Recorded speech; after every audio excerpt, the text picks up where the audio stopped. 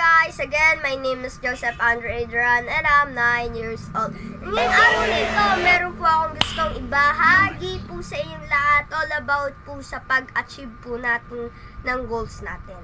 Alam ko naman, lahat tayo merong goals. Ako may goals ako, ikaw may goals ka rin, diba? So, yun po yung pag-uusapan natin ngayong araw nito sa pag-achieve po, kung paano natin achieve yung goals natin. Kung hindi mo alam kung paano achieve yung goals mo, is you need to watch this video.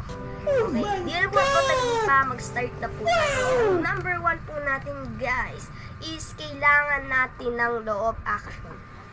Yan. Pagdating po dapat sa goals, kailangan wala pong tamad-tamad dyan. Kailangan may self-discipline po tayo pagdating dyan sa goals din. Kasi kapag kailangan matinding, kailangan na matinding experience kapag dating po sa goals. Yeah, boy. So, kaya kailangan natin mag-take action. Ang take action, kailangan natin mag-effort, hindi tamad-tamad. Kasi kapag tayo ay tinatamad abutin yung goals natin, hindi natin maabot yung goals natin.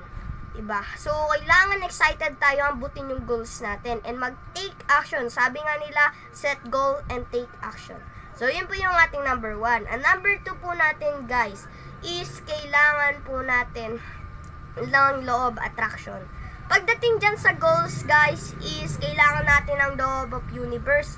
Law of action, law of attraction, kinikreate mo na kung anong mangyayari kapag naabot mo yung goals mo.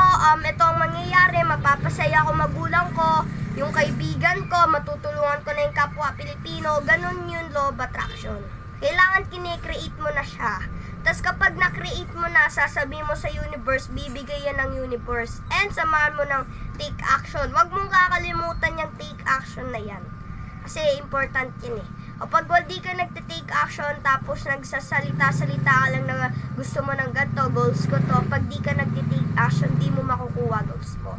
And kailangan iniisip na rin natin na nakuha na natin yung goals natin, and nagte-thank you na tayo in advance. Yun po yung ating number 2, kung paano natin nakuha na mabilisan yan.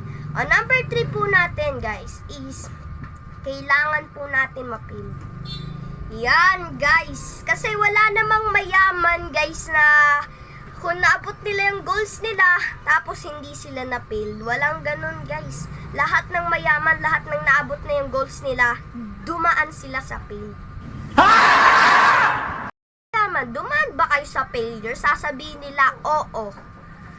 Kasi kailangan talaga ng matinding experience kapag tayo ay aabot abutin natin yung pangarap natin or yung goals natin. Kailangan ng matinding experience dyan. Kailangan mo ma-reject, kailangan mo umiyak, kailangan mo ng problems, kailangan mo ng rejection, ganon. Basta kailangan mo ng madapa, matalo, kailangan mo nun para maabot mo yung goals mo at tumatag ka. Yun yung kailangan, yun yung sikreto para maabot yung goals sa failure. Because failure is a best teacher rather than success. Diba? Failure is, yun po yung nakakatulong po sa atin. Then, failures and success, iisa lang yan. That is the law of polarity. Kaya nga sabi ko, pagdating sa goals, kailangan natin ng the law of universe. So, yun lang guys, ang ating tatlong pamaraan para maabot natin yung goals natin. Ang number 1 natin is kailangan ng law of action. Kailangan action taker ka. Bakit?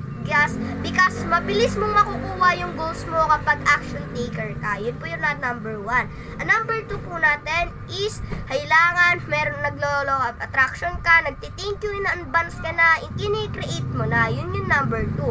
Ang number 3 po natin is kailangan mo ma-fail because walang mayayaman na naabot nila yung goals nila na hindi sila na-fail. Lahat ng mayaman, lahat na naabot yung goals nila is na-failed sila. So, yun lang guys. Again, my name is Joseph Andre Adrian and I'm 9 years old. And thank you sa pakikinig. Bye-bye!